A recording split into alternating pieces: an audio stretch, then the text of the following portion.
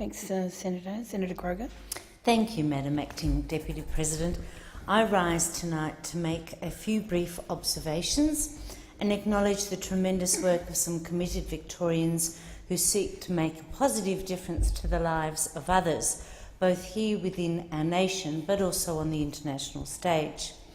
Yesterday, the report from the Joint Standing Committee on Foreign Affairs, Defence and Trade entitled Trading Lives, Modern-Day Human Trafficking was tabled in the Senate.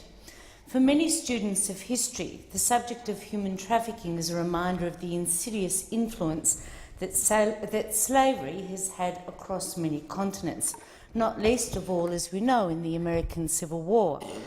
It would be fair to say that many people would be unaware of the scale of modern-day human trafficking, and this report makes recommendations to ensure that Australia strengthens its engagement on the issue and its processes to ensure that the incidence of human trafficking to and in Australia is eradicated.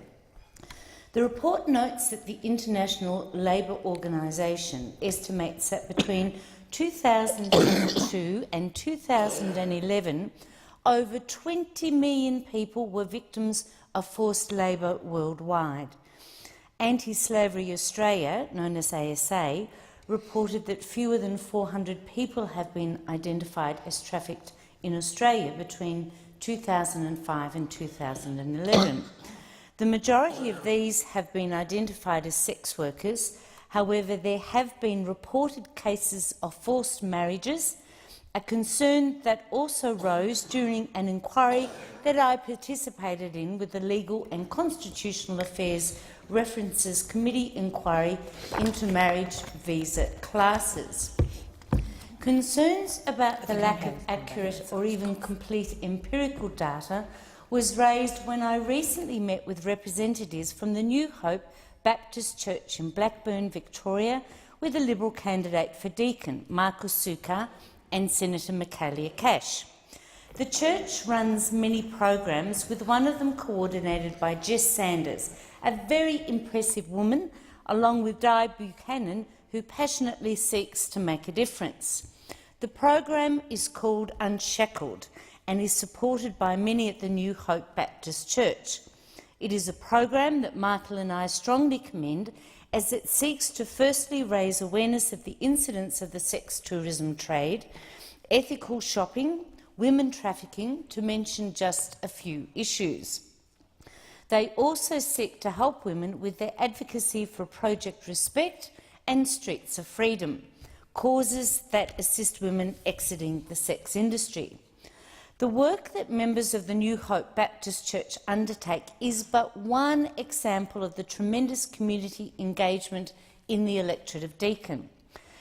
Mr Deputy President, I'm excited by the many programs and activities that are run that seek to nurture, encourage and develop opportunities for women, providing a vehicle for them to develop their strengths and, in so doing, building a stronger community. I am reminded of a meeting that Ms Julie Bishop MP, Michael and I had with the President of the Melbourne East Netball Association, MENA, names Kylie Spears, and John Amp, the Vice President of the Victorian Churches Netball Association, known as ARILS, at the H.E. Parker Reserve in Heathmont. MENA has over 1,600 netball players with a parent group of over 3,000. Ariel has more than 250 member families. Kylie, John and their committees are all volunteers that coordinate impressive associations and provide a terrific service for young women in the area to get involved in a sport and to be part of a broader community. The time, effort and commitment that goes into organising such groups is impressive, and the conveners deserve public applaud.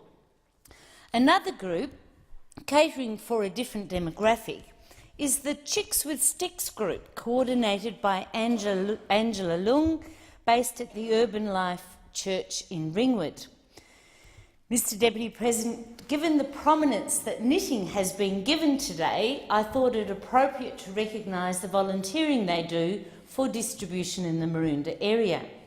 They are a group that meet every Wednesday to share friendship and companionship whilst knitting scarves, beanies, rugs, baby clothes and other items that are highly sought after, particularly by the local migrant services.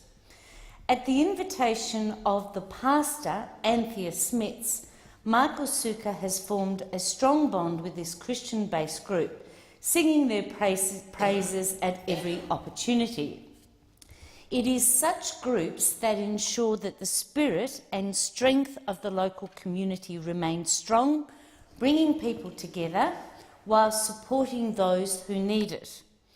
The Urban Life Church operates a sensational program helping the unemployed to learn skills that aid them in getting into the workforce.